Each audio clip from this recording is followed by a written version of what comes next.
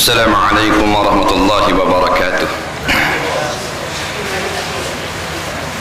Bismillahirrahmanirrahim. Alhamdulillahilladzi arsala rasulahu bil huda wa dinil haqq liyuzhirahu 'ala ad-din kullih walau karihal musyrikun. Nahmaduhu wa nasta'inuhu wa nastaghfiruh wa na'udzubika min syururi anfusina wa min sayyiati a'malina. Man yahdihillahu fala mudilla lahu wa man yudlil fala hadiya lahu. Asyhadu an la ilaha illallah wahdahu la syarika lahu wa anna Muhammadan 'abduhu wa rasuluh. Allahumma shalli wa sallim ala habibina wa syafi'ina wa zukhrina wa maulana wa qudwatina sayyidina Muhammad wa ala alihi wa sahbihi ajma'in, amma ba'd. Yang dihormati Tuan Pengurusi,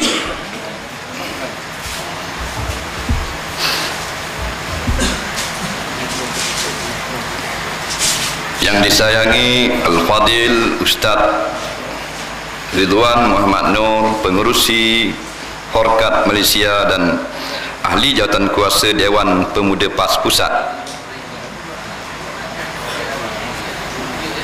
Al-Fadil Ustaz Wan Sukairi Abdullah, Setiausaha Dewan Pemuda PAS Negeri, Al-Fadil Ustaz Abu Bakar Saleh, Ahli Jawatan Kuasa Dewan Pemuda PAS Negeri, para pimpinan muslimin dan muslimat, hadirin sekalian, kita panjatkan syukur kehadirat Subhanahu wa ta'ala yang sekali lagi memberi izin kepada kita untuk hadir dalam sesi ceramah pada malam ini. InsyaAllah mendapat keberkatan daripada Allah Subhanahu wa ta'ala dan sebagai penambahan ilmu pengetahuan kita tentang Islam dan masalah-masalah semasa yang berlaku sekarang.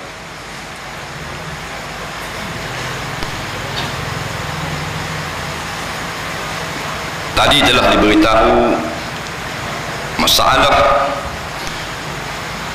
murtad, satu perkara yang sangat besar di dalam Islam, satu jenayah yang sangat hebat, tetapi tidak diberi tempat yang sewajarnya oleh umat Islam di negara kita untuk dibicarakan, dibahaskan. Ataupun masalah murtad ini, pendek kata, tidak mendapat tempat di hati umat Islam untuk dijadikan sebagai suatu perkara yang perlu ditakuti. Apatah lagi ada pemimpin yang memberitahu masalah murtad ni masalah kecil, benda kecil ya. Yang besarnya masalah ekonomi. Kita kena tingkatkan ekonomi, macam mana kita nak tambah lagi pendapatan kita.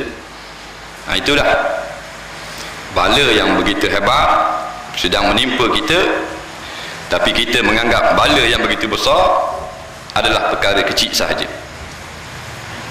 Masalah sosial remaja, akhlak anak-anak muda akhir-akhir ini kita tengok sendirilah. Budak-budak muda sudah tidak hormat lagi kepada orang tua. Anak kita sendiri pun buat lebih kurang dengan perintah ibu bapa. Kenapa terjadi demikian? Siapa yang kita nak salah? Semuanya bersalah. Tak ada yang tak salah. Kalau budak tu duduk dalam rumah, maka di bawah bidang kuasa ibu bapa. Kalau sampai di sekolah, di bawah bidang kuasa para guru.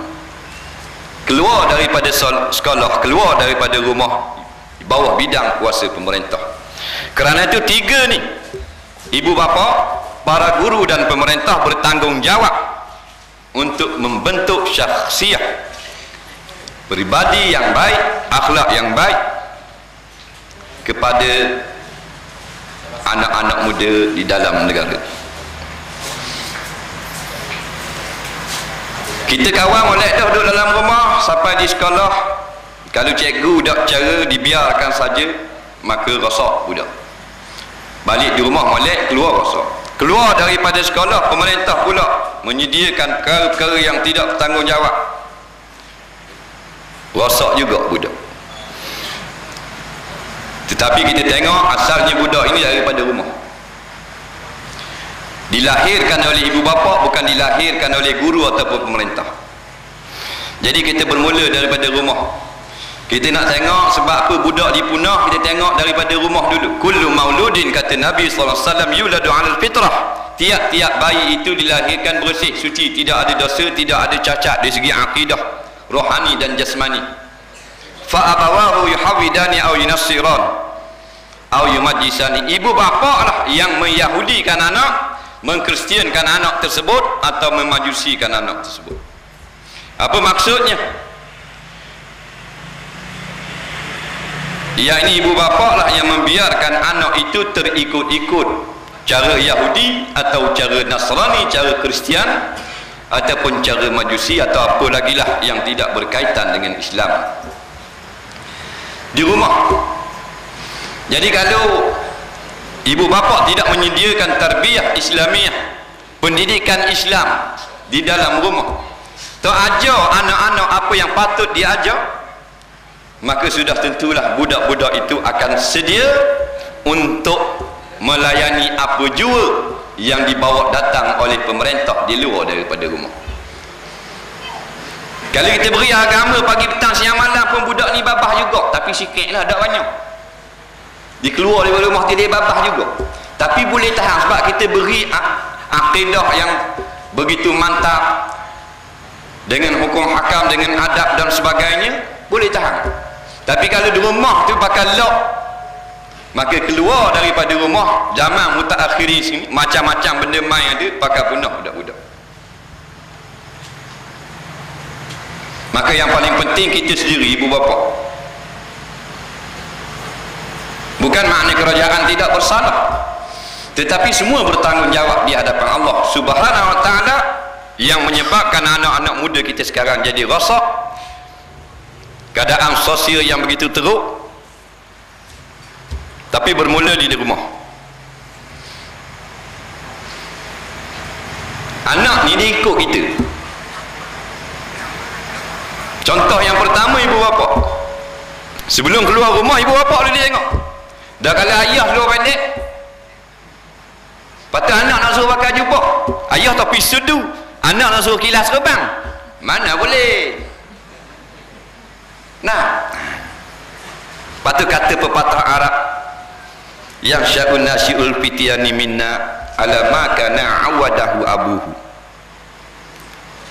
Kanak-kanak membesar di kalangan kita, baik atau buruknya, atas apa yang dibiasakan oleh bapaknya di dalam rumah. Memang sungguh, kalau ayah ni kaki bola, memang anak duduk dalam stadium umur 3 tahun, memang dia bawa. Ayah kaki bola semayang Jumaat pakai baju Manchester United, ayah. Oh, hardcore punya. Dah anak takkanlah ayah pergi tengok bola, anak nak pergi atur ngaji fardu ain, masuk attack dalam stadium, dia ngikut. Orang dua-dua dia kata ayah cim berlari, ayah cim diri, anak cim berlari. Zaman ni ayah cim berlari, anak cim breakdance. Ini betul.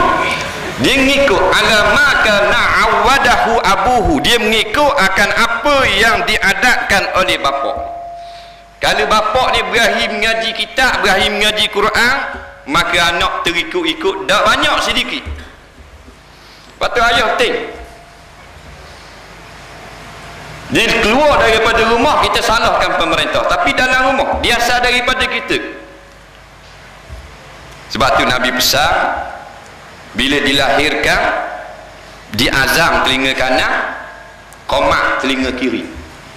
Tujuan apa? Mudah-mudahan budak ini apabila besar, dia akan menyahut seruan azan. Bila orang panggil hayya 'alas salah, hayya 'alal falah, dia pergi solat, dia pergi masjid. Itu tujuannya. dan dia akan mempertahankan dua kalimah ini sampai kepada mati. Tapi kita bang saja telinga kanan, qamat telinga kiri, lepas tu lock. Umur 7 tahun ajar nyanyi, umur 15 tahun atau sekolah bola. Dah jadi apa bang baik dah yang bang itu, suruh leperi tiup telinga kanan, last main telinga kiri. Nah, jadi dia ngikut kita. Jadi kita kena menunjukkan contoh yang baik di dalam rumah. Kalau kita nak budak ni selamat di luar rumah, kita beri macam-macam. Satu hari Al-Fadl rahimahullahu ta'ala dilihat seorang budak. Dia tengok comel sungguh budak ni, dengan akhlaknya yang begitu hebat, walaupun dalam keadaan masih bermain-main dengan sama kanak-kanak dia. Hebat budak ni, cerdik, tanya, cakap, pandai. Ditanya mak dia, buat apa ni budak ni jadi hebat lagi ni? Mak dia kata, bila umur 5 tahun saya atur ke ulama Quran, belajar Quran, belajar ngaji Quran dan hafal Quran. Selesai masalah tu, barulah saya ajar tentang